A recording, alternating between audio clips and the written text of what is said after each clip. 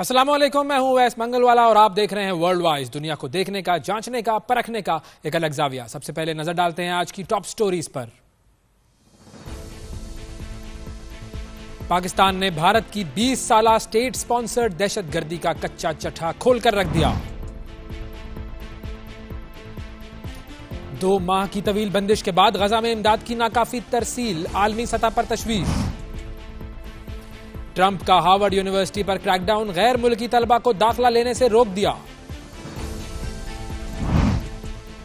Washington میں firing سے اسرائیلی سفارت خانے کے 2 اہلکار ہلاک۔ آسٹریلوی ریاست نیو ساؤتھ ویلز میں سیلاب سے تباہی، 4 افراد ہلاک۔ اور امریکہ کی گولڈن ڈوم بنانے کی تیاریاں، امریکہ کو آخر کس سے خطرہ ہے؟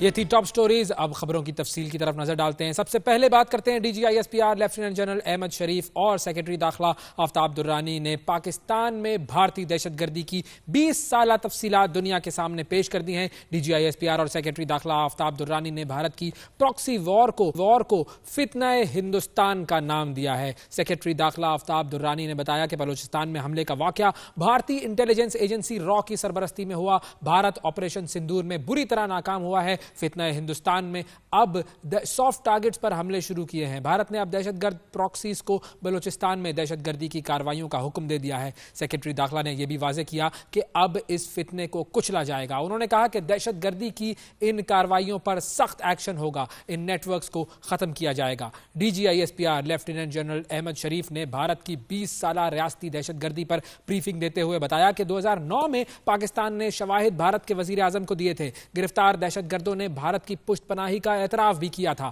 ان کا کہنا یہ تھا کہ 12 اپریل 2024 کو 12 مزدوروں کو نوشکی میں شہید کیا گیا، 28 اپریل 2024 کو تمکیچ میں 2 مزدوروں کو شہید کیا گیا۔ بھارت کی ہدایت پر یہ عورتوں اور بچوں پر حملے کر رہے ہیں۔ انہوں نے یہ بتایا کہ 14 فروری کو ہرنائی میں 10 افراد کو آئی ای ڈی دھماکے میں شہید کیا گیا۔ جعفر ایکسپریس حملے میں معصوم شہری چھٹی پر جانے والے سیکیورٹی فورسز کے اہلکاروں کو شہید کیا گیا، جبکہ 9 مئی کو لسبیلا میں 3 معصوم حجاموں کو شہید کیا گیا۔ ترجمان پاک فوج نے بتایا کہ 21 مئی کو 6 معصوم پھولوں کو شہید کیا گیا۔ 51 معصوم بچے اپنی زندگی اور موت کی جنگ لڑ رہے ہیں۔ یہ ہے بھارت کا مکروہ چہرہ، اور ان کا کہنا یہ ہے کہ وہ بچوں مزدوروں کو شہید کر رہے ہیں، لیکن بلوچستان کے لوگوں کا عزم نہیں توڑ سکے ہیں۔ بھارت کی 20 سالہ سٹیٹ سپانسر دہشت گردی کا ریکارڈ عوام کے سامنے رکھ رہے ہیں۔ پکڑے گئے دہشت گردوں نے یہ بتایا ہے کہ فتنہ ہندوستان کیسے پاکستان میں دہشت گردی کرتا ہے۔ آگے بڑھتے ہیں اور آپ کو لے کر جاتے ہیں امریکہ کی طرف، جہاں پر امریکی صدر ڈونلڈ ٹرمپ نے یونیورسٹی کو غیر ملکی طلبہ کو داخلہ دینے سے روک دیا ہے۔ ٹرمپ انتظامیہ نے جمعرات کو ہارورڈ یونیورسٹی کا غیر ملکی طلبہ کو داخلہ دینے کا اختیار ہی منسوخ کر دیا، اور ٹرمپ انتظامیہ نے مارچ میں کہا تھا کہ وہ ہارورڈ یونیورسٹی کے تقریباً $256 ملین کے وفاقی معاہدوں اور مزید $8.7 ارب کی گرانٹ کا بھی جائزہ لے رہے ہیں، کیونکہ یونیورسٹی نے کیمپس میں یہود مخالف رویے روکنے کے لیے خاطر خواہ اقدامات نہیں کیے ہیں۔ ٹرمپ انتظامیہ اور ہارورڈ کے درمیان کشیدگی میں اس وقت اضافہ ہوا جب یونیورسٹی نے حکومتی دباؤ کے باوجود دیگر یونیورسٹیوں کے برخلاف اپنے تعلیمی اور انتظامی معاملات میں مداخلت قبول کرنے سے انکار کر دیا تھا۔ اب یہ جو پابندی لگی ہے، اس سے پہلے بھی ہم نے دیکھا تھا کہ ڈونلڈ ٹرمپ نے جو امداد تھی یونیورسٹی کی، جو ایڈ تھی، جو گرانٹ تھی، وہ سب ختم کر دی تھی، اور اب انٹرنیشنل اسٹوڈنٹس جو ہے وہ اس یونیورسٹی میں نہیں آ سکیں گے، اور ان یونیورسٹیز کی آمدنی کا ایک بہت بڑا دار و مدار انٹرنیشنل اسٹوڈنٹس پر ہوتا ہے۔ بہت سارے انٹرنیشنل اسٹوڈنٹس ہیں جو کہ اس وقت ہارورڈ یونیورسٹی میں تعلیم حاصل کر رہے ہیں، وہ سب اس وقت پریشان ہیں کہ اب ان کا مستقبل کیا ہوگا، کیونکہ امریکہ کی حکومت نے یہ کہا ہے کہ اب یونیورسٹی نئے اسٹوڈنٹس کو ایڈمیشن نہیں دے سکتی، اور جو ایگزسٹنگ اسٹوڈنٹس ہیں وہ سب اپنے ٹرانسفر دوسری یونیورسٹیز میں کروا لیں۔ تو اب ان یونیورسٹیز کا جو اسٹوڈنٹس ہیں، جو انٹرنیشنل اسٹوڈنٹس ہیں، ان کا کیا ہوگا، یہ ایک بہت بڑا سوالیہ نشان ہے۔ آگے بڑھتے ہیں اور آپ کو اگلی لے کر جاتے ہیں۔ امریکی دارالحکومت واشنگٹن ڈی سی میں فائرنگ سے اسرائیلی سفارت خانے کے 2 اہلکار ہلاک ہوئے ہیں. فائرنگ کا واقعہ واشنگٹن ڈی سی میں یہودی میوزیم کے قریب پیش آیا اور سیکرٹری ہوم لینڈ کے مطابق واقعے میں اسرائیلی سفارت خانے کے اسٹاف کے 2 اہلکاروں کو فائرنگ کر کے قتل کیا گیا. ایک مرد اور ایک خاتون شامل ہیں, جبکہ فائرنگ کے وقت اسرائیلی سفیر اس مقام پر موجود نہیں تھے. اب پولیس نے یہ بتایا کہ مشتبہ شخص جو ہے اس نے تقریب سے باہر نکلنے والے 4 افراد کے گروپ پر فائرنگ کی تھی, اس میں سے 2 افراد ہلاک ہوئے. اب یہ جو ملزم ہے اس کو گرفتار نہیں کیا گیا, بلکہ اس نے خود گرفتاری پیش کی ہے اور اس نے فلسطین کو آزاد کرو کا نعرہ لگایا ہے, اور یہ نعرہ لگاتے ہوئے اس نے خود کو پولیس کے حوالے کیا. اور 30 سالہ یہ شخص ہے, اس کا نام ہے الیاس روڈرگز. ماضی میں اس کا کوئی کرمنل ریکارڈ نہیں ہے, اعلیٰ تعلیم یافتہ شخص ہے, یونیورسٹی آف الینوائے شکاگو سے انگریزی ادب میں اس نے بیچلرز کیا ہوا ہے, اور مورخ ہے, محقق ہے اور کہانی نویس ہے. اور ایک ادارہ ہے, تحقیقاتی ادارہ جس کا نام ہے دی ہسٹری میکرز, اس میں یہ شخص ریسرچر کے طور پہ کام کرتا ہے. اب آپ یہ دیکھیں کہ یہ پڑھے لکھے لوگ ہیں جو کہ فلسطین کے اندر جو مظالم ہو رہے ہیں اسرائیل کی طرف سے, اس وجہ سے یہ سب لوگ اس طرف جا رہے ہیں کہ لوگوں کو قتل کرنا شروع کر دیا ہے. اب اس قتل کو جواز بنا کر نیتنیاہو کیا کرتا ہے یہ وقت بتائے گا, لیکن نیتنیاہو کے ظلم, اسرائیل کے ظلم جو ہیں وہ اب صرف اسرائیل جو ہے اس کو صرف اسرائیل ہی فلسطینیوں پر ظلم نہیں کر رہا ہے, اب اس کو اب اپنے مظالم کا مزہ چکھنا پڑ رہا ہے. آگے بڑھتے ہیں جی, اور آپ کو ایک اور خبر دیتے ہیں. امریکہ کو ایک طیارہ ملا تھا, قطر سے تحفہ ملا تھا جی, لگژری طیارہ, اور یہ طیارہ جو ہے وہ انہوں نے اب استعمال کرنا شروع کر دیا ہے. اس کی ڈیٹیلز ہم آپ کو پروگرام میں بتائیں گے بعد میں, لیکن پہلے آپ کو لے کر چلتے ہیں آسٹریلیا کی ریاست نیو ساؤتھ ویلز. وہاں پر ریکارڈ ہوئی ہیں اور آفت زدہ علاقہ اس کو قرار دے دیا گیا ہے, اور 4 افراد وہاں پر سیلاب سے جاں بحق بھی ہوئے ہیں. آسٹریلیا سے ہمارے نمائندے وکیل وڑائش ہمیں بتا رہے ہیں تفصیل اس کی. جی بتائیے گا. جی بالکل, آسٹریلیا کی ریاست نیو ساؤتھ ویل میں ریکارڈ بارشوں کے باعث جو ہے وہ سیلاب کی صورتحال اختیار ہو چکی ہے. تقریباً 50,000 کے قریب لوگوں کو جو ہے وہ انخلا کرنے کا الرٹ جاری کیا گیا ہے. سیلاب کے بعد جو واقعات ہوئے ہیں ان میں تقریباً 4 افراد جو ہے وہ جان کی بازی ہار چکے ہیں. کئی گھروں کی جو بجلی ہے وہ منقطع ہو چکی ہے. نیو ساؤتھ ویل کے جو کچھ علاقے ہیں وہاں پر 100 کے قریب جو ہے وہ سکولز کو بند کر دیا گیا ہے. غیر میڈیا رپورٹس کے مطابق سیلاب جو علاقے ہیں ان میں تقریباً 2,000 کے قریب ریسکیو ٹیمیں کام کر رہی ہیں جو لوگوں کو محفوظ مقامات پر جو ہے وہ منتقل کر رہی ہیں. غیر ملکی میڈیا رپورٹس کے مطابق جو نیو ساؤتھ ویل کے ٹرینیں ہیں ان کو بھی تاخیر کا سامنا کرنا پڑ رہا ہے, اور کئی تو ایسے علاقے ہیں جہاں پر ٹرین سروس بالکل معطل ہو گئی ہے. دوسری جانب جو ہوائی اڈے ہیں وہاں پر بھی جو فلیٹس ہیں, ہوائی آپریشن ہیں وہ بھی تقریباً منقطع ہو چکا ہے, اس کو بھی معطل کیا گیا ہے. میڈیا رپورٹس میں مزید یہ بتایا گیا ہے کہ جو سیلاب زدگان علاقے ہیں ان کو آفت زدہ قرار دے دیا گیا ہے.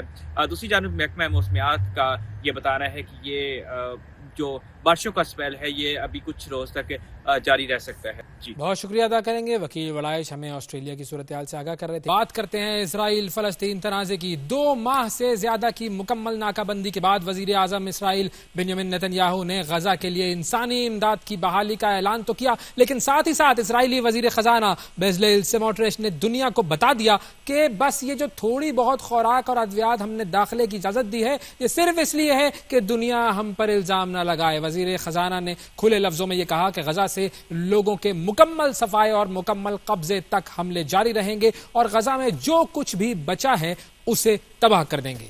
Everything in Gaza is terror, یہ تھا سب سے اہم جملہ. اور دوسری طرف نیتنیاہو کی طرف سے بیان یہ جاری کیا گیا ہے کہ جس میں وہ بات شروع کرتا ہے واشنگٹن میں قتل ہونے والے یہودی جوڑے کی, اور جس طرح سے وہ درد بھری کہانی بیان کر رہا ہے کہ وہ کس طریقے سے وہ جوڑا اپنی نئی زندگی شروع کرنے والا تھا لیکن وہ بیچارہ قتل کر دیا گیا, جس میں یہ کہتا ہے کہ یہ دونوں لوگ اپنی نئی زندگی شروع کر رہے تھے لیکن یہ قتل پر ظاہر ہے افسوس کیا جانا چاہیے, لیکن یہ جذبات سے بھرا بیان دیتے ہوئے اس جھوٹے نیتنیاہو کو ایک بار بھی غزہ میں شہید کیے جانے والے 54,000 جو لوگ تھے ان کا ناحق خون یاد نہیں آیا. ان میں سے تقریباً 16,500 معصوم بچے تھے جنہوں نے ابھی تک زندگی جینا بھی شروع نہیں کی تھی. الٹا یہ شخص اس ظلم پر آواز اٹھانے والے دنیا کے لیڈرز کو بھی آنکھیں دکھا رہا ہے. بے شرمی دیکھیے اس شخص کی ذرا. یعنی جو لیڈر بھی اسرائیل کے خلاف بات کرے, نیتن یاہو کے خلاف بات کرے اور سچ بیان کرے, وہ رانگ سائیڈ آف ہیومینٹی پر ہو گیا. غزہ میں نسل کشی کرنے والے, معصوم بچوں کا قتل کرنے والے اس شخص کی دیدہ دلیری اور بے شرمی کا یہ عالم ہے کہ غزہ میں بچے بھوک سے مر رہے ہیں اور یہ شخص 2 مہینے سے ان تک خوراک اور امداد روکے ہوئے ہے. اور جب دنیا اس سفاکیت اور بربریت پر سوال اٹھاتی ہے تو یہ شخص کس طرح سے اپنے ظلم کو ڈیفینڈ کر رہا ہے. یعنی کہ اگر یونائٹڈ نیشنز, اگر WHO اور دنیا کے کئی ہیومینیٹیرین ادارے یہ کہیں کہ غزہ میں 14,000 بچے مرنے والے ہیں فاقے سے, تو وہ سب جھوٹ بول رہے ہیں. لیکن یہ بے حیا شخص جو ہے یہ سچ بول رہا ہے. اب ذرا سنیے گا کنیسٹ کے سابق ممبر موشے فیگلن جو ہے وہ کیا کہہ رہے ہیں. سنیے گا ذرا, وہ کھل کر بتا رہے ہیں کہ ان کا نشانہ کون ہے, حماس یا پھر غزہ کا ایک ایک فرد. غزہ میں رہنے والا ایک ایک شخص جو ہے وہ اس شخص کے مطابق اسرائیل کا دشمن ہے اور ہر شخص کو ختم کر دیا جائے گا. جبکہ دوسری طرف اسرائیل کے اندر سے اس شخص کے ارادوں کا پردہ فاش کیا جا رہا ہے. اسرائیلی فوج کے سابق ڈپٹی چیف آف سٹاف اور اسرائیلی اپوزیشن لیڈر یانر گونل نے بھی غزہ میں نہتے شہریوں اور بچوں کے قتل عام کا اعتراف کیا, بلکہ وہ اس پر پھٹ پڑے. یار گولن نے حال ہی میں کی گئی پریس کانفرنس میں اسرائیلی حکومت پر تنقید کرتے ہوئے الزام لگایا کہ اسرائیل بچوں کو شوقیہ قتل کر رہا ہے. اور اس ریٹائرڈ اسرائیلی جنرل کا کہنا یہ تھا کہ ایک سمجھدار ملک عام شہریوں کے خلاف جنگ نہیں کرتا, بچوں کو تفریح کے طور پر قتل نہیں کرتا اور بڑے پیمانے پر آبادی کی نقل مکانی جیسے اقدامات میں ملوث نہیں ہوتا. گولن نے زور دیتے ہوئے یہ بھی کہا کہ اگر اسرائیل اب بھی جنگ بندی نہیں کرتا تو عالمی سطح پر اسرائیل کا بھی جنوبی افریقہ کی طرح بائیکاٹ کیا جا سکتا ہے. غزہ کی صورتحال اور عالمی رد عمل اور اس پر نیتن یاہو کی ڈھٹائی, اس حوالے سے بات کرنے کے لیے ہمارے ساتھ موجود ہیں سینئر تجزیہ کار حامد المشرقی صاحب. السلام علیکم حامد صاحب. وعلیکم السلام. بہت شکریہ سر, آپ نے پروگرام کے لیے وقت نکالا. یہ ہم نے بیک گراؤنڈ پورا بنا دیا ہے کہ نیتن یاہو کیا کہہ رہا ہے, نیتن یاہو کے ساتھی کیا کہہ رہے ہیں, اور عالمی دنیا اگر ان کے خلاف ان کے ظلم کا پردہ فاش کرنے کے لیے کوئی بھی بات کرے, کوئی بھی شخص ایسا ہو جو کہ سچ بولے, تو وہ رانگ سائیڈ آف ہیومینٹی پہ ہو جاتا ہے. یہ جو اب نیا آپریشن شروع ہوا ہے غزہ میں, جس میں ان کا ارادہ یہ ہے کہ سب کچھ ختم کر دیا جائے اور غزہ پر مکمل قبضہ کر لیا جائے, یہ ساری سچویشن کہاں جا رہی ہے؟ دیکھیے اویس, جب میں نیتن یاہو کی یا اس کے حواریوں کی باتیں سنتا ہوں تو بحیثیت انسان اور مسلمان میرا خون کھولتا ہے.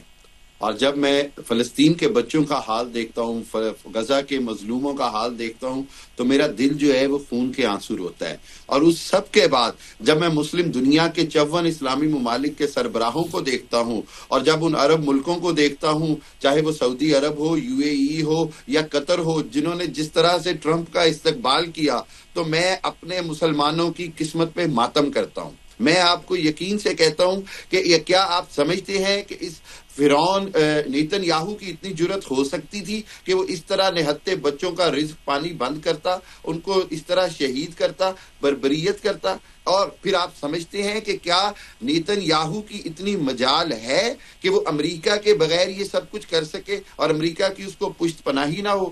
کیا آپ یہ سمجھتے ہیں کہ اس سارے ظلم کے بعد 54 اسلامی ممالک کے سربراہان کو قیامت کے دن اللہ کے ہاں جواب نہیں دینا ہوگا؟ کیا باقی مسلمان دنیا خاموش بیٹھی ہے؟ آپ نے مجھے کیئر سٹارمر کے بیانات ہم نے دیکھ لیے, میکرون کے دیکھ لیے, جن کو بھی شرم جو ہے وہ 1.5 سال بعد آئی, 73,000 لاشوں کے بعد. میں تو 1.5 سال سے, اکتوبر سے پچھلے سال سے چیخ رہا ہوں, پوری دنیا کے چینلز میں بات کر رہا ہوں. کئی چینلز نے مجھے بین کر دیا کہ یار یہ تو بڑی بولڈ بات کر رہا ہے, یہ تو وہ بات کر رہا ہے جو راس چائلڈ کو بھی پسند نہیں آئے گی, یہودیوں کو بھی پسند نہیں آئے گی. بنیادی بات یہ ہے اویس, یہ جو یورپ نے بھی اب جا کے کوئی تھوڑا سا سٹانس لیا ہے, یہ بھی کوئی زیادہ عرصہ نہیں چلے گا. میں آپ کو بتا دوں, اس کے اندر بھی کوئی اتنی مجھے کوئی ان سے کوئی اتنا نہیں ہے کہ انہوں نے کوئی بڑا سٹانس لے لیا. کیا کیا ہے؟ کاروباری تعلق ختم کیا ہے, یعنی سسپینڈ کیا ہے, معطل کیے مذاکرات. لیکن کیا ہم حامد صاحب کیا ہم اس کو یہ کہہ نہیں سکتے کہ it's the first step in the right direction? کیونکہ اگر یہ چیز ہوتی ہے تو یہ ایک بہت بڑی چیز ہے. بہت سارے لوگ, آپ کی بات صحیح ہے کہ بہت سارے لوگ کہہ رہے ہیں کہ یہ شاید ایک طرح سے ایک کور اپ کرنے کی کوشش ہو, ڈرامہ ہو. لیکن دیکھیے بات یہ ہے کہ ایک شعر ہے اس نے کی جو میرے قتل کے بعد جفا سے توبہ، ہائے اس زود پشیماں کا پشیماں ہونا. ٹھیک ہے، اتنا کچھ گزرنے کے بعد اگر اس نے بات کی بھی ہے تو کیا بات کی ہے کہ جی ہم دیکھیں. بات یہ ہے کہ یا تو ہوتا نا کہ انٹرنیشنل کرمنل کورٹ اور جو ICJ کا فیصلہ آیا نیتن یاہو کے خلاف، اس کے خلاف اس کے حق میں یہ بیان دیتے کیئر سٹارمر یا کیمرون کہ جی اس معاہدے پر، اس فیصلے پر عمل ہونا چاہیے. دیکھیں جنگی جرائم کر رہا ہے، نسل کشی کر رہا ہے نیتن یاہو. اگر میں اس کو تولنا یہ کرتا ہوں کہ آگے دیکھنا ہوگا کہ کیا یہ ان دو جو قتل ہوئے ہیں امریکہ میں، اس کے جواب میں اب یہ سٹیپ بیک لیتے ہیں یا آگے چلتے ہیں. دوسری بات یہ ہے کہ دیکھیے جب تک مسلم دنیا کی طرف سے کوئی مشترکہ ری ایکشن نہیں آئے گا، میں نہیں سمجھتا کہ اب غزہ کے مسلمانوں کے لیے کوئی امید رہ گئی ہے. ایک اور آپ کو بات بتاتا چلوں، غزہ میں ایسی کربناک ویڈیوز آ رہی ہیں، ایسی ویڈیوز آ رہی ہیں جو آپ شاید آپ کا چینل یا کوئی بھی دنیا کا چینل نہ چلا سکے. ان بچوں کی چیخیں، ان ملبے کے نیچے ادھ کٹی لاشیں. آپ سمجھیں بنیادی بات یہ ہے کہ اسرائیل کو روکنے کے لیے امریکہ پر پوری دنیا کا دباؤ ہونا چاہیے. کیوں؟ جب تک امریکہ نہیں کہے گا اسرائیل نہیں رکے گا. یہ جو بات کی جاتی ہے نا کہ اسرائیل کے ساتھ بوائیکاٹ کیا جائے، تو یہ عملی طور پر ہونا چاہیے. عملی طور پر جب تک کچھ نہیں ہوگا، میرا خیال یہ ہے کہ اس کا کوئی نیتن یاہو کو روکنے والا کوئی نہیں ہے. ہاں اندر سے بھی جو آوازیں اٹھ رہی ہیں اس کے اندر بھی ایک فیکٹر ہے، اور وہ ہے یرغمالیوں کا فیکٹر کہ جی ہمارے یرغمالی پھنسے ہوئے ہیں. یعنی آپ یہ ایک بات سمجھ لیں کہ بنیادی طور پر جو صہیونی فطرت ہے، جو زائنسٹ ہے، میں جیوز کی بات نہیں کرتا، زائنسٹ کی بات کرتا ہوں. جو زائنسٹ فطرت ہے اس کے اندر اسلام دشمنی، مسلمان دشمنی اور دجالیت کو فالو کرنا، اور یہ تو بھرا ہوا ہے ان میں، بالکل بھرا ہوا ہے. اور وہ جو ان کے اندر خوف ہے حضرت عیسیٰ کے آنے کا، وہ جو ان کے اندر خوف ہے امام مہدی کے آنے کا، وہ جو ان کے اندر خوف ہے کہ آخرکار ان کو برگد کے درختوں کے پیچھے چھپنا پڑے گا، یہ اس سارے خوف کے نتیجے میں مسلمانوں کو وہاں صفحہ ہستی سے مٹانا چاہ رہے ہیں. اور یقین کریں کہ جتنا غزہ کے مسلمان جس جذبے سے، جس مسکراہٹ سے شہادت کو ریسیو کرتے ہیں یا شہادت کو گلے لگاتے ہیں، میں سمجھتا ہوں کہ ان کا ثواب اور ان کی قربانی ان میچیبل ہے، نہ آج کے دور میں نہ کہیں پہ. اچھا مجھے یہ بتائیں کہ ایک اور چیز بھی بہت سارے لوگ جو بہت سارے اینالسٹ ہیں وہ یہ مینشن کر رہے ہیں کہ دیکھیں جو ڈونلڈ ٹرمپ ہے اس کی کوئی ایسی جس کو کہتے ہیں نا کہ بن نہیں رہی ہے نیتن یاہو سے. تو کیا ایسا ہو سکتا ہے کہ ہم آنے والے چند ماہ میں یہ آوازیں وہاں پر چونکہ اتنی زیادہ اٹھ رہی ہیں اب، تو ہم یہ دیکھیں کہ ڈونلڈ ٹرمپ اور نیتن یاہو کے راستے کچھ جدا ہوں اور اس سے کچھ فائدہ ہو فلسطین کو؟ دیکھیے یہی وہ واحد ایک امید ہے کہ جب تک امریکہ فیصلہ نہ کر لے کہ اس نے نیتن یاہو کو روکنا ہے، چاہے وہ اختلاف کی شکل میں ہو، چاہے وہ دباؤ ڈالنے کی شکل میں ہو، چاہے وہ باقی مسلم دنیا اور یورپی دنیا کے دباؤ کے نتیجے میں ہو، اس کے علاوہ اور کوئی حل نہیں ہے. امریکہ کا اسرائیل کے خلاف کھڑے ہونا یا ایٹ لیسٹ اسرائیل کا بازو روکنا، نیتن یاہو کو شٹ اپ کال دینا بہت ضروری ہے. اس کے بنا امید نہیں. اور بالکل میں کہیں نہ کہیں امید رکھتا ہوں پریزیڈنٹ ٹرمپ سے کہ وہ شاید اس کو کوئی انسانیت کا درد جاگے اور اس کو سمجھ آئے کہ انف از انف، بہت ہو گیا. اور اس طرح جو غزہ کو ملیا میٹ کرنے کی بات ہے، 20 لاکھ لوگوں کو صفحہ ہستی سے مٹانے کی بات ہے، وہ آج کے دور میں ناممکن ہے. لیکن دوسری طرف ہم یہ بھی دیکھتے ہیں کہ ٹرمپ جو ہے وہ لیبیا کے ساتھ مل کر یہ پلان بنا رہا ہے کہ سارے جو لوگ ہیں غزہ سے ان کو ریپلیس کیا جائے، ڈسپلیس کیا جائے اور لیبیا بھیجا جائے اور پھر اس کے بعد تعمیر ہو وہاں کی. اور ظاہر ہے جب وہ لوگ مل کر تعمیر کریں گے اسرائیلی اور امریکی، تو پھر تو وہ اپنے لیے ہی تعمیر کریں گے. دیکھیے بات یہ ہے کہ اگر ایک بار ان کو ڈسپلیس کر دیا گیا اور وہ وہاں سے چلے گئے تو ان کو واپس کوئی نہیں لائے گا. یہ میں آپ کو بڑا لکھی پڑی بات بتا رہا ہوں. یہی وہ وجہ ہے، یہی وہ مصمم ارادہ ہے جو غزہ کے لوگ اپنی جانیں دے رہے ہیں. کیا ان کو اپنی زندگیاں پیاری نہیں ہیں؟ کیا ان کو اپنے بچے پیارے نہیں ہیں؟ کیا ان عورتوں کو اپنے سہاگ پیارے نہیں ہیں؟ کیا ان بچوں کو اپنے ماں باپ پیارے نہیں ہیں؟ صرف وہ اس جذبے سے کہ قبلہ اول ہے، یہ اللہ کے نبی کا مقام معراج ہے، ہم نے اس کو نہیں چھوڑنا، یہ مقدس سرزمین ہے. اگر انہوں نے چھوڑ دیا تو وہ واپس نہیں آئیں گے اور نہ ہی ان کو آنے دیں گے، نہ ہی ان کے لیے کوئی گنجائش چھوڑی جائے گی. بلکہ وہی ہوگا جو ٹرمپ نے شروع میں منصوبہ بیان کیا کہ اس کو ایک ماڈرن سٹی بنا دیں گے اور یہ کریں گے. اس کا دیکھیے اگر ایونچولی یہ ہو جاتا ہے نا، میں آپ کو آج سچ بتاؤں، تو ہم شاید کچھ جانیں تو بچا لیں گے. ہم یہ 15-20 لاکھ لوگوں کی جانیں جو کرب میں باقی زندگیاں گزاریں گے, اپنے پیاروں کے دکھوں میں زندگیاں گزاریں گے. لیکن جو سوال میں نے آپ سے پہلے کیا وہ آج بھی وہی رہے گا, اور چاہے یہ اب ڈسپلیس ہو جائیں, چاہے یہ فنا ہو جائیں, چاہے ان کو ختم کر دیا جائے, قیامت کے دن اور موجودہ حالات میں جو مسلم دنیا جہاں بکھر گئی, جہاں پہ امت کے پاس کوئی لیڈر نہیں ہے, اس ساری کمی کا, اس سارے سوالوں کا جواب ہم سب کو تو دینا ہی ہوگا, مجھے اور آپ کو بھی دینا ہوگا, یقین کریں.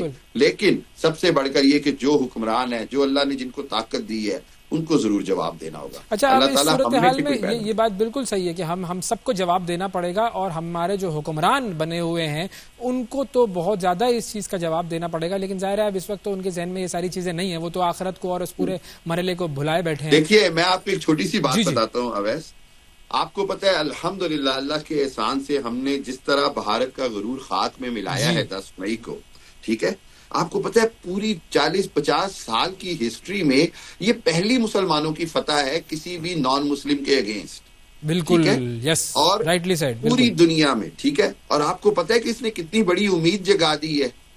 آپ کو اندازہ ہے, میں یہ سمجھتا ہوں کہ یہ ایک بہت بڑی روشنی کی کرن ہے.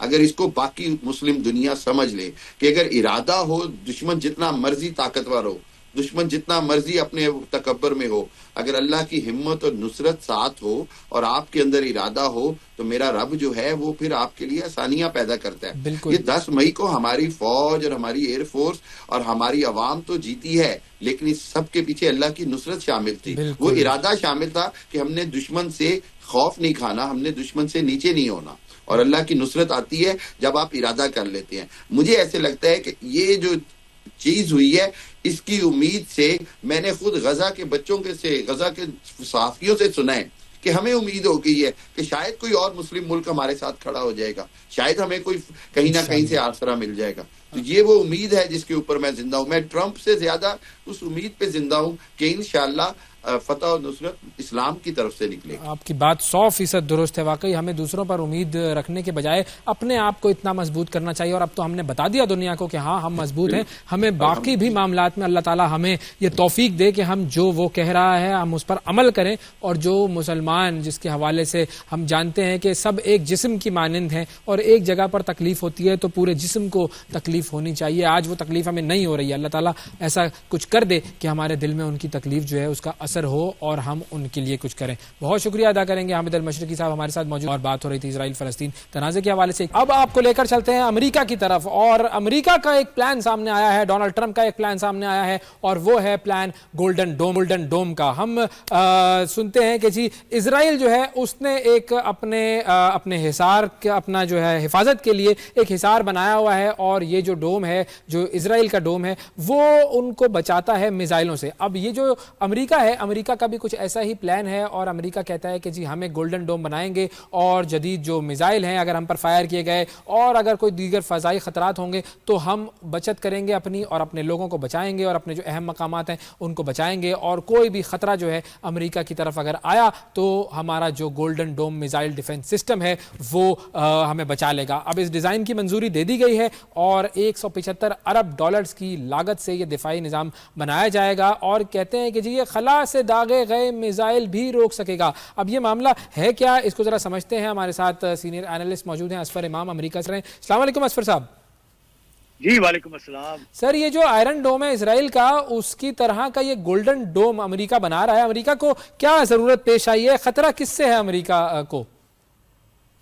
خطرہ تو بظاہر یہی بتایا گیا ہے کہ امریکہ کو چین اور روس سے خطرات ہو سکتے ہیں. اگر ان کی طرف سے کوئی میزائل حملہ ہوا تو اس کی روک تھام کے لیے کیا نظام ہونا چاہیے, وہ انہوں نے اس سلسلے میں یہ $175 ارب کا منصوبہ پیش کیا ہے, اور اس پہ کام. میں تھوڑا سا اس کا بیک گراؤنڈ بتا دوں.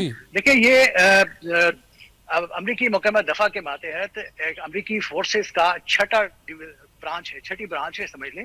یہ اسپیس آرمی کہلاتی, اسپیس فورسز, جو جس کا قیام دسمبر 2019 یعنی اب سے صرف 5 سال پہلے قائم کیا گیا تھا.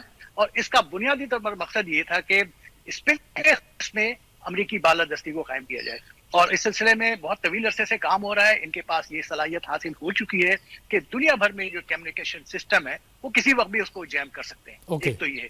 دوسرا یہ جو میزائل سسٹم ہی نہیں, ایک تو اس ڈویژن میں ہے یہ جو برانچ ہے, یہ اس میں اسپیس کے اندر جتنی بھی جو بھی چیزیں ہیں اس پر مستقل نگرانی رکھتی ہیں, اور نہ صرف اس کو مستقل نگرانی کر رکھتی ہیں بلکہ اس کو میزائل سے تباہ کرنے کی بھی صلاحیت رکھتی ہیں.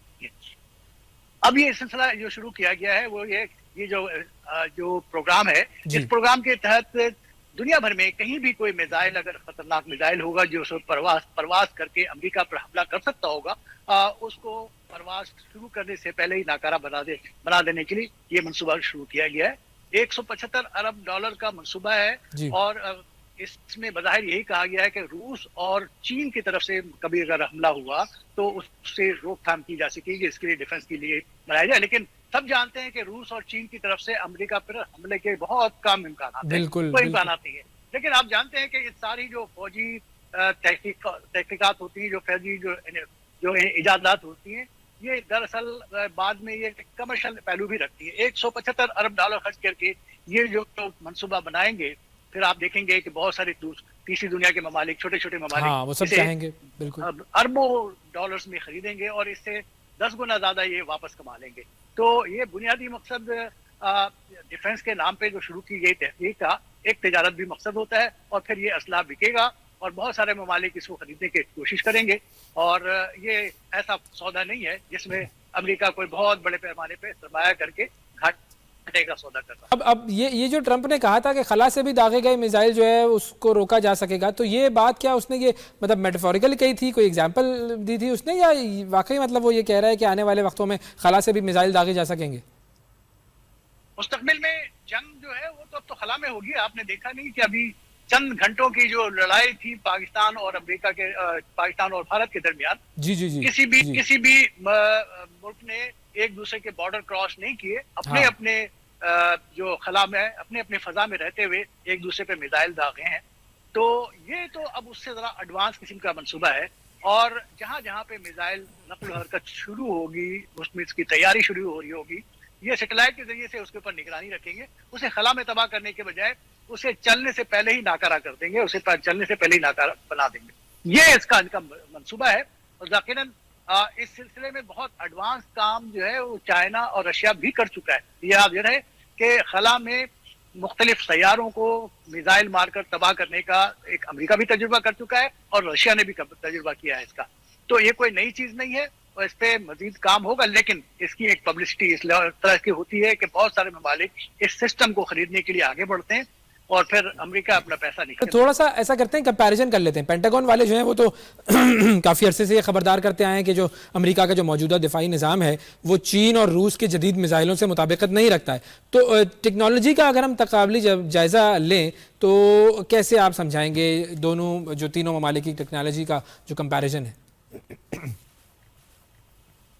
ہاں جی بالکل. دیکھیں, روس سے کہیں زیادہ چین نے اس سلسلے میں پیش رفت کی ہے, اور نئی ایجادات کر رہے ہیں. چین کا تو طریقہ کار یہ ہے کہ وہ ہزاروں کی تعداد میں اسٹوڈنٹس یہاں امریکہ بھیجتا ہے. وہ یہاں سے جو ریسرچ ہو رہے ہوتے ہیں مختلف یونیورسٹیز میں, مختلف اداروں میں, وہ وہاں سے بیٹھ کے ریسرچ کرتے ہیں. اور پھر اطلاعات یہ ہیں, اور امریکی حکومت کے الزامات بھی ہیں کہ یہ ٹیکنالوجی چوری ہوتی ہے, چائنا جاتی ہے اور چائنا سے پھر اس میں استعمال بھی لاتی. تو چائنا تو بہت منظم طریقے سے اپنے منصوبوں پہ کام کر رہا ہے. خود وہاں پہ بھی ریسرچ بیس انہوں نے قائم کی ہے. گرچہ آج کی تاریخ تک دنیا میں سب سے بڑا جو ریسرچ بیس ہے سائنس اور ٹیکنالوجی یا کسی بھی شعبے میں, وہ امریکہ میں ہی ہے, اور امریکہ اسی وجہ سے سپر پاور ہے. لیکن اب اس فیلڈ کے اندر چائنا اور اس کے بعد رشیا بھی کام کر رہا ہے. لیکن چائنا سب سے زیادہ نمایاں ہے, اور اس کی ٹیکنالوجی ابھی پاکستان اور بھارت کے درمیان جنگ کے دوران یہ بھی سامنے بھی آئی ہے, اور یہ اس سے زیادہ ایڈوانس ٹیکنالوجیز ابھی انہوں نے اور رکھی ہوئی ہیں جو سامنے لے کے نہیں بھی آئے. تو شاید اسی لیے امریکہ نے بھی اسپیس ٹیکنالوجی کے اندر اپنی پیش رفت کو, اپنے تحقیقات ریسرچ کو آگے بڑھانے کا فیصلہ کیا ہے, کیونکہ اس کے بغیر جو دنیا میں ایک سپر پاور کا جو کنسپٹ ہے وہ کافی دھندلانا لگ گیا. صحیح. اچھا, اب ذرا کینیڈا کی طرف چلتے ہیں. کینیڈا اور امریکہ کے درمیان ہمیں تھوڑی سی خلش تو نظر آ رہی ہے, لیکن کینیڈا نے بھی اس دفاعی نظام کے لیے دلچسپی ظاہر کی ہے. یہ کیا معاملہ ہے؟ نہیں, نہیں، کینیڈا امریکہ کے درمیان کوئی خلیش والی بات نہیں ہے. صدر ٹرمپ نے جس طرح کے بیانات دیے اور کچھ پالیسیز اختیار کی، خصوصی طور پہ جو ٹیرف کے معاملات تھے. آپ کو پتہ ہے یہاں پہ کینیڈا اور میکسیکو کی سرحدیں امریکہ کے ساتھ ملتی ہیں، تو ان کو ٹیرف میں بہت زیادہ رعایت تھی، آزادانہ تجارت ہوتی تھی. تو جب ٹرمپ نے ٹیرف عائد کرنے کی جب بات کی، اس جی کے اوپر کوئی ری ایکشن آیا. لیکن ٹرمپ نے یہ بھی کہا کہ اگر ممکن ہوا تو کینیڈا کو امریکہ کی 52ویں ریاست بنایا جا سکتا ہے. تو اگر آپ سروے کریں تو کینیڈا کے لوگ چاہیں گے کہ اگر اس کو امریکہ کی ایک ریاست بنا دی جائے. لیکن بہرحال وہاں کے حکمران اس کو نہیں چاہتے، اور خاص کر جو فرینچ جو طبقہ ہے، جو فرینچ ایریا ہے، وہ بھی نہیں چاہتی، جس کی وجہ سے اس پہ پیش رفت نہیں ہوئی. لیکن بحث مجموعی دونوں ممالک میں بہت زیادہ تعاون رہتا ہے، دونوں ایک دوسرے کے مدد سے ہی چلتے ہیں. اور امریکی ضروریات جو اشیاء ہیں وہ کینیڈا جاتی ہیں، اور کینیڈا کی جو اشیاء ہیں وہ امریکہ آتی ہیں. تو یہاں ان میں اس طرح کی کوئی پولیٹیکلی کوئی خاص تناؤ نہیں ہے. صرف اس حد تک تناؤ ہے کہ ایک ڈیموکریٹ اور ریپبلکنز کے درمیان جس طرح کی سوچ ہوتی ہے، سیم اسی طرح کی پارٹیاں ڈیموکریٹ اور ریپبلکن کینیڈا کے اندر ہیں. اور وہاں کینیڈا کے اندر چونکہ ابھی تک ڈیموکریٹ ہے، یہاں پہ یہ ریپبلکن ہے، تو تھوڑا سا خیالات میں اختلافات ہیں. باقی کوئی ایسی خاص وہ نہیں ہے. باہمی تعاون ابھی ان کا جاری ہے، سرحدیں اسی طرح کھلی ہوئی ہے. کوئی خاص تناؤ والی کیفیت جو بات کر رہے ہیں، جو ہم اپنے تناظر میں دیکھتے ہیں، اس طرح کی کوئی صورت. اچھا، لیکن جب ظاہرہ جب ٹرمپ نے بات کی تھی کہ امریکہ کی 51ویں ریاست 51st اسٹیٹ بن جائے کینیڈا، تو اس پر بڑا شور ہوا تھا. اب امریکہ کی 50 ریاستیں ہیں، کوئی تقریباً 10 ملین اسکوائر کلومیٹر کا رقبہ ہے اس کا. تو امریکہ کی ترجیحات کون سے علاقے ہوں گے؟ کیا پورا امریکہ اس گولڈن ڈوم سے محفوظ بن جائے گا؟ اور ایک تو یہ بھی بتائیے گا، اور دوسرا یہ بھی بتائیے گا کہ اس دفاعی نظام کی تنصیب میں چیلنجز کون کون سے سامنے ہوں گے؟ دیکھیں، دفاعی نظام تو یہ تو خلائی نظام ہے نا، خلا کے اندر ہوں گے نا زیادہ تر سسٹم. تو سیٹلائٹ بیس سارا سسٹم ہوگا، تو وہ تو پوری دنیا کے لیے ہی ہوگا، اور اس کے مطابق اپنی حکمت عملی تیار کرنا. یہاں پہ یہ دیکھیں پورا جو ڈویژن ہے یہ یونیفارم ڈویژن ہے. یہ جس طرح فوج میں لوگ یونیفارم پہن کے کام کر رہے ہوتے ہیں، اسی طرح یہاں پہ، حالانکہ یہاں کوئی بندوق اٹھائے نہیں گھوم رہا ہوتا، سائنس اور ٹیکنالوجی میں ریسرچ کر رہے ہوتے ہیں، اور یہ ٹیکنالوجی کی دنیا ہے. اور اس لیے ہم کہتے ہیں کہ روایتی جنگ کی صورتحال بدل چکی ہے. اب یہاں پہ ہزاروں میل دور بیٹھ کر کے آپ ڈرون کو کنٹرول کرتے ہیں اور دشمن ملک میں تباہی مچاتے ہیں. فزیکلی کسی کو جانے کی ضرورت نہیں ہوتی. تو یہ اب تو اس سے آگے بڑھ کر خلا کے اندر جو آپ کا جو انسٹالیشنز ہوں گی، وہ آپ کو پوری دنیا کی نگرانی کر رہی ہوں گی، اور اس کو یہاں سے بیٹھ کے، امریکہ سے بیٹھ کے کنٹرول کیا جائے گا. پینٹاگون کی جہاں پہ دفاتر رہے، جو ڈیفنس ڈپارٹمنٹ کے جو جہاں دفاتر رہے، وہاں پہ بیٹھ کے لوگ اس کو کاروائی کر رہے ہوں گے، اور پوری دنیا اسی طرح کنٹرول میں رہے گی. بالکل. اچھا، اب یہ چونکہ گولڈن ڈوم بنانے کے پیچھے جو ہے بات کی گئی ہے چین اور روس کی، تو جب یہ اگر بن جاتا ہے تو پھر امریکہ اور کے جو تعلقات ہیں چین اور روس کے ساتھ، ان پہ بھی تو تبدیلی آئے گی. اس کے حوالے سے کیا کہیں گے؟ دیکھیں، یہ تو ڈیفنس کے نام پہ کر رہے ہیں، اور ہر ملک کو اپنے ڈیفنس کے لیے اختیار ہوتا ہے. چین میں اطلاعات تو ہیں یہ کہ چین کہیں اس سے زیادہ ایڈوانس چیزوں پہ کام پہلے ہی کر چکا ہے. وہ اپنے مطالبات اپنی جگہ پہ، لیکن وہ بھی اپنی یہ ریسرچ کو بہت تیزی سے آگے بڑھا رہا ہے. اور امریکہ کی یہ کوشش ہے کہ اس ہتھیار کے ذریعے سے دنیا پہ دوبارہ ایک بالادستی ہو. جب اس بالادستی کے لیے ضروری ہے کہ خلا میں بالادستی ہو. خلا کے اندر جو بالادستی حاصل ہوگی، وہ قوم پھر، آپ کو یاد ہوگا کہ کسی زمانے میں بحر پہ، سمندر میں جن قوموں کی بالادستی حاصل ہوتی تھی، وہ دنیا پہ حکمرانی کرتے تھے. لیکن اب دنیا بدل چکی ہے. اب خلا میں جس کی بالادستی ہوگی، وہ دنیا پہ حکمرانی کرے گا. اور اب اسی طرح امریکہ جو ہے اپنی سپر پاور کی جو حیثیت ہے، اس کو قائم رکھنے کے لیے، اپنی یہ بالادستی کو قائم رکھنے کے لیے اپنے ریسرچ کے اوپر میں اور اس پروگرام پہ پیسے خرچ کر رہا ہے. All about power sir, all about power. بالکل. اچھا، مطلب ہم یہ کہہ سکتے ہیں کہ گولڈن ڈوم کا جو اعلان ہے، اس کے بعد اسلحہ سازی کے ایک نئے دور کا آغاز ہو سکتا ہے. جی بالکل. ایک تو ظاہر ہے اس میں آپ سے روایتی اسلحے کے بجائے میزائل ٹیکنالوجی جو بہت تیزی سے بڑھ رہی تھی، اس کے بجائے اب سیٹلائٹ ٹیکنالوجی کے اوپر میں زیادہ کام ہونا شروع ہوگا. ظاہر ہے इसके नतीजे में चाइना भी इस पे काम को और बढ़ाएगा, अपने वसाइल को लगाएगा। चाइना के पास भी वसाइल की कोई कमी नहीं। बहुत शुक्रिया अदा करेंगे वकील वड़ाइश, हमें ऑस्ट्रेलिया की सूरत हाल से आगाह कर रहे थे।